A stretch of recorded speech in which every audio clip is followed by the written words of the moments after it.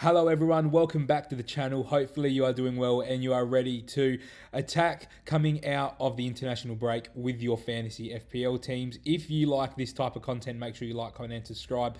Let's get straight into our rankings. It is the top 10 most popular transfers of the game week 5 coming out of the international break, and we're going to start off in number 10 with Taiwo Awoniyi. He is owned by 4.5%. He has returned so far through all 4 games. I believe he's gone 7, 7, 6, and 5. He's gone with a no return in the first game, which doesn't make much sense to me with his 7 points. He got a goal in the first game. He got a goal in the second game against Sheffield. He got a goal against Man United and an assist against Chelsea to carry on his form from the end of last season. I can see why people are starting to get on Taiwo Awoniyi. In particular, if you are in a game week 9 planned wildcard draft, there's a world where you could 100% go after Taiwo Awoniyi. He goes Burnley at home. He then gets Man City away, which you might be able to rotate him out for. But then you get Brentford at home and Crystal Palace away before he goes Luton at home in game week 9, Liverpool away, Villa, West Ham, Brighton, Everton, Fulham, Wolves, Spurs, Bournemouth. He gets a really good run of games there, pretty much all the way up to Boxing Day.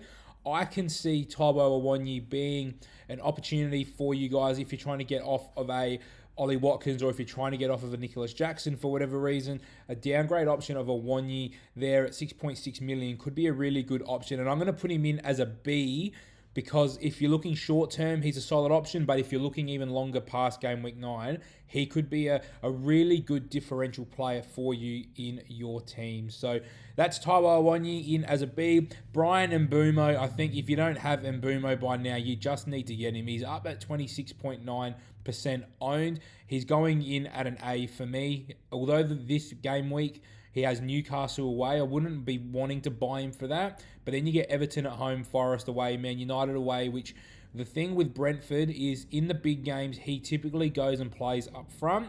So for the Newcastle away, the Man United away, I think they're good fixtures for Brentford. Although I did just say Newcastle away might not be the best. I think they're still going to at least score. He's got penalty opportunities there. He's highly owned. He's already up to 6.8. He's had 3 price rises.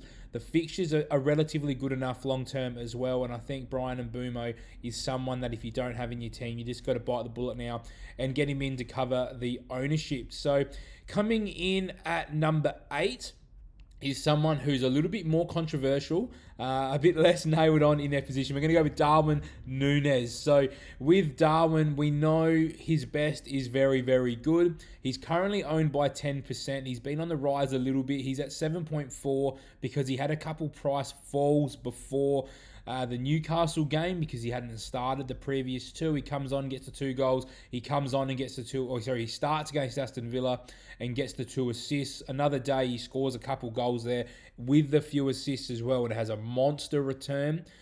Darwin, for me, is going in as a B. The only reason he's going in as a B is because I can't be guaranteed that he's going to start every game of the next 4.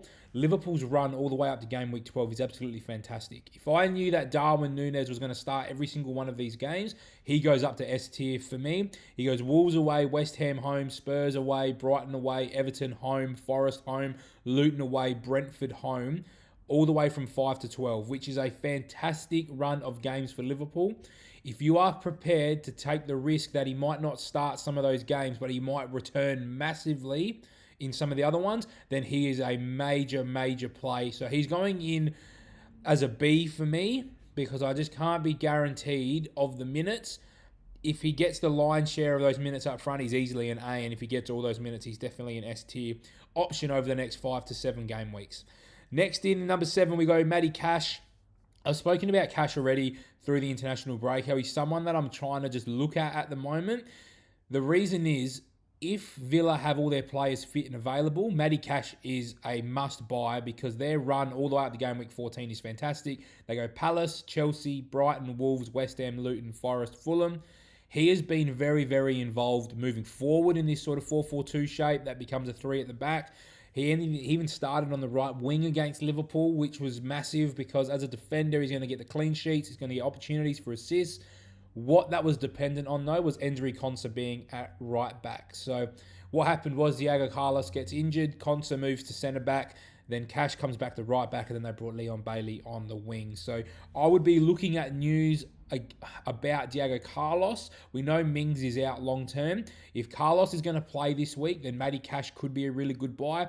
He's still a solid option as a right back, but he's not going to be as advanced as he would if he was playing in that right wing position in that 4-4-2 shape. So Matty Cash for me is a C, because I just want to see what's going to happen with him long term. But Matty Cash could be a very good option long term if Diego Carlos is not out long term. Next up for us, Destiny Udogie. I absolutely love the pick of Udogie long term. This week you get instant reward potentially with Sheffield United at home. He does have very, very solid attacking potential. We've seen him get a few assists already this season. He's looking good. He's looking very involved in those attacks on that left-hand side. I think Son going inside is going to only make him and Maddison better options. The only concern is after this week he goes Arsenal and Liverpool. Now, is the clean sheets probably aren't going to happen there, but is there a world where Arsenal do concede goals? Yes. And is there a world where Liverpool concede goals? Yes. So he could still get some attacking returns out of those harder fixtures, and then he gets Luton, Fulham, Crystal Palace. Udogie for me is a B option for those reasons, because he does give that opportunity for attacking returns, and he pretty much plays the majority of the games as well. Next up, Evan Ferguson for me. I think he needs to come in as a C option. He's sort of a C-D borderline for me. Very similar to Darwin Núñez. Is Ferguson finally going to get the keys to this Brighton attack? We don't know. It's very up in the air whether he's going to start every single game. Danny Welbeck should be back fit. João Pedro is going to still get minutes. What are they going to look like? Ansu Fati's going to play. What does that mean for Matoma? For me and Brighton at the moment, there's too many question marks. European football's about to start as well. I'll be buying Taiwo Awoniyi over Evan Ferguson for every day this week. The fixtures are fantastic for Brighton coming from game week 10, so he could be a very, very good option on your wild card. So I'd be going from game week 9 wild card into Evan Ferguson and just riding the Man City fixture at that point. But as I've said, C grade for Evan Ferguson. I still think he could get potential returns. Next up, we've got Christian Romero. This is going straight in as a D for me. Again, I'm not a big fan of those Arsenal and Liverpool fixtures. I think there's big opportunity there for them to concede, and I think Romero is going to be dependent on clean sheets. I just think if you're going to go a Spurs defender for the same price, you're better off going with Destiny Udogie. I don't think there's much more to say for Christian Romero. James Maddison. This is a very, very interesting pick.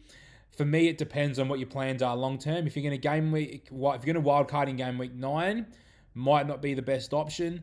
There's a world where he gets returns against Arsenal and Liverpool. I'm still going to put him in as an A option, because at 7.8 million, he's still great value. You get Sheffield United at home this week. You might have to ride Arsenal, Liverpool, and then you get Luton, Fulham, Crystal Palace, Chelsea, Wolves, Villa.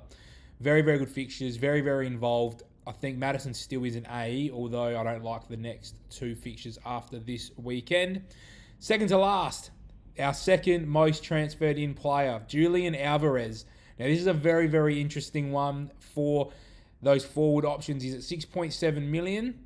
So he's in that weird bracket with Awoniyi. He's owned by 13% of players.